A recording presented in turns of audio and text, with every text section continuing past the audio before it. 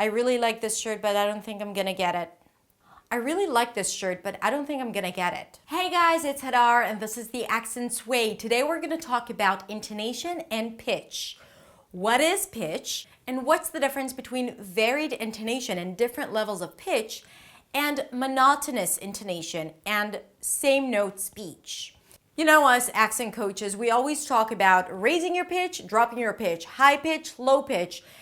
But what is pitch to begin with? How do we control it? And why is it so important to American melody and intonation? So let's begin with defining pitch. Pitch is the level of your tone, the note that you're playing with your voice. You have higher pitch, which is here, and you have lower pitch, which is here. The higher the frequency of your vocal cords, the higher the pitch is. The lower the frequency of your vocal cords, the vibrations of the vocal cords, the lower the voice is. Now, you can always play with higher notes and lower notes when you speak. You can also stay on the same tone and not change your pitch whatsoever, no matter what you're saying. That would be more monotonous speech.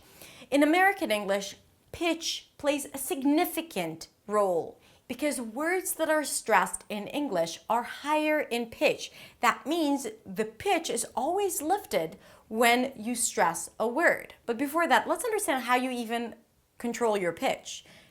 Because, of course, it's easy to say raise your pitch when you need to stress a word, but how do you even do that? To practice that, let's start with a song. Now, don't tell me I can't sing, I'm not musical, a simple song.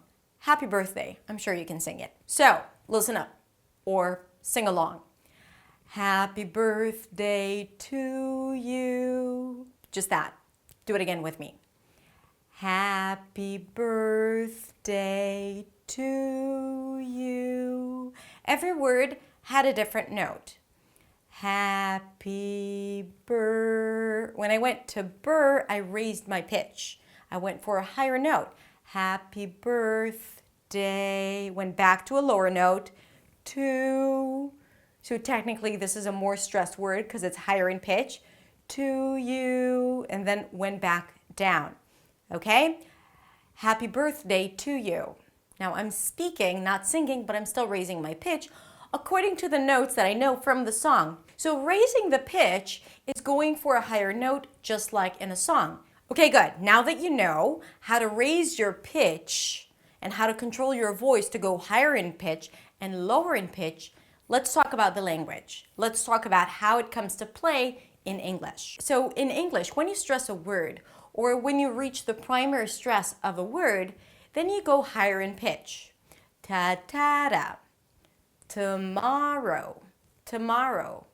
I'll see you tomorrow, right? I'm kind of singing it. But I'm not really singing it. I'm speaking it, but playing with my pitch. Playing with my pitch.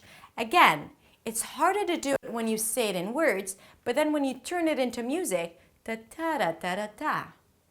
Try it with me. Ta-ta-da-ta-da-ta. It's very easy when it's not related to words. Why is that? Because a lot of speakers are used to playing the same note when speaking. Now let's compare monotonous versus varied pitch. And you tell me at the end what you think sounds better. How are you doing today? How are you doing today? How are you doing today?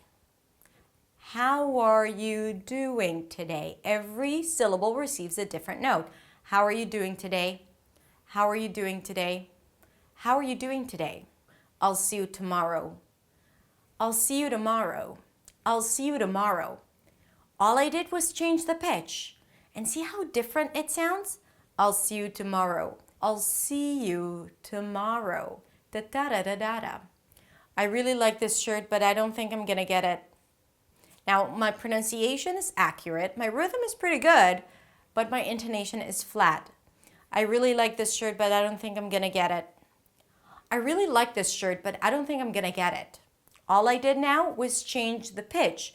I raised the pitch for the stressed words and dropped it at the end and played with a level, so every syllable was a little higher or a little lower than the previous word. I really like this shirt, but I don't think I'm gonna get it. I really like this shirt, but I don't think I'm gonna get it. Flat intonation. Now, the reason why I'm doing this is because a lot of people are too afraid to play with their pitch. Because in their language, keeping the same note is the common intonation pattern. It doesn't mean it's a bad thing, it's just how it is in their language. But when you apply it into English, it makes it sound dull and boring and less clear. Because when you go higher in pitch, you help the listener understand what words are more important and what words are less important. I really like this shirt, but I don't think I'm gonna get it. I don't feel very well, flat intonation. I don't feel very well. I don't feel very well.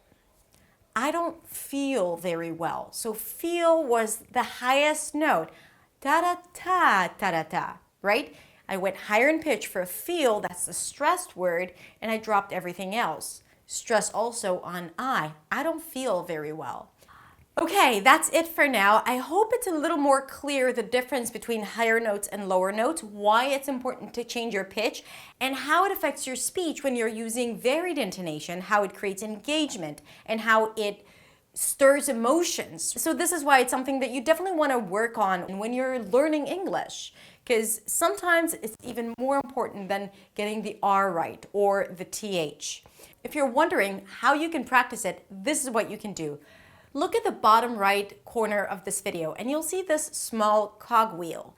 If you click on it, you'll see speed. Click on it again and see that you can change the speed to half the speed, 75%, or times 1.25%. Go to 50% and play the video in a 50% speed. When you do that, you'll notice the changes in intonation a lot more. And what you want to do is just practice the melody. It doesn't even matter what the words are, just play the melody of the people speaking, whether it's me or someone else.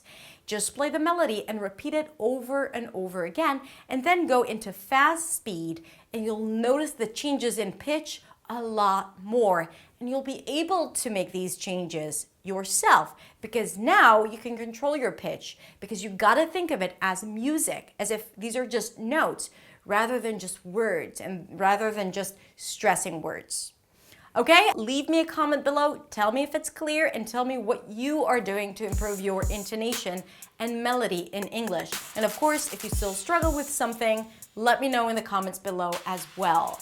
Don't forget to subscribe and click on the bell to get notifications every time I upload a new video.